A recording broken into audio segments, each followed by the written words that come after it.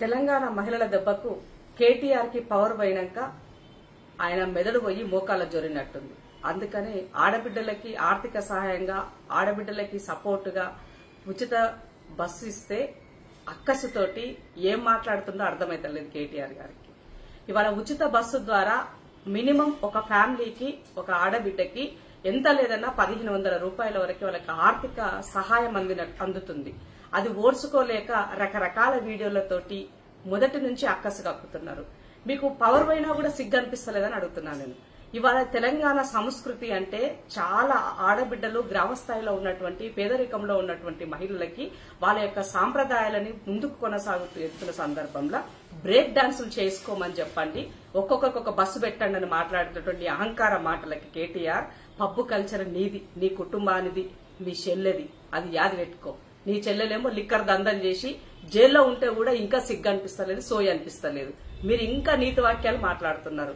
ఏమనిపిస్తలేదా మీకు? ఈ సమాజం పట్ల మీకు బాధ్యత లేదా? ఇవాళ ఆడబిడ్డలంటే అంత చులకనా మీకు అని అడుగుతున్నాను నేను. మహిళలు ఆర్థికంగా ఇన్నడన్నా ఆలోచించినవా? ఒక్కనాడన్నా ఆడబిడ్డలకు ఇవ్వాల్సినటువంటి వాళ్ళకి ఇవ్వాల్సిన ఆర్థిక సహాయం పట్ల ఏనాడన్నా నువ్వు సోచాయించినవా? చెయ్యలే. ఇవాళ కాంగ్రెస్ ఆ పని చేస్తుంది. సీతక్క మాట్లాడితే ప్రతిసారి అక్కసు. ఎందుకు ఆమె మీద?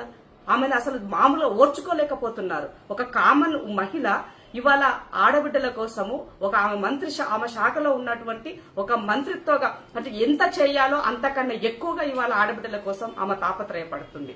ఆమెను ఉద్దేశించి రకరకాలుగా నీ సోషల్ మీడియాలో ట్రోల్ చేపిస్తున్నావు. షేమ్ అనిపిస్తలేదా మీకు?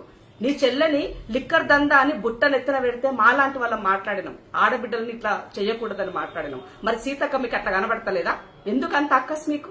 ఈ రాష్ట్రంలో ఉన్నటువంటి మహిళలకి ఇవాళ ఒక భద్రత దృష్ట్యా గాని, ఆర్థిక దృష్ట్యా గాని, సంరక్షణ దృష్ట్యా గాని ఇవాళ ప్రజాపాలన సర్కార్ ఇవాళ కట్టుబడి ఉన్నది కాబట్టి వాళ్ళకి ఇంకా చెయ్యాలన్నటువంటి ఒక తాపత్రయం మాలో ఉన్నది.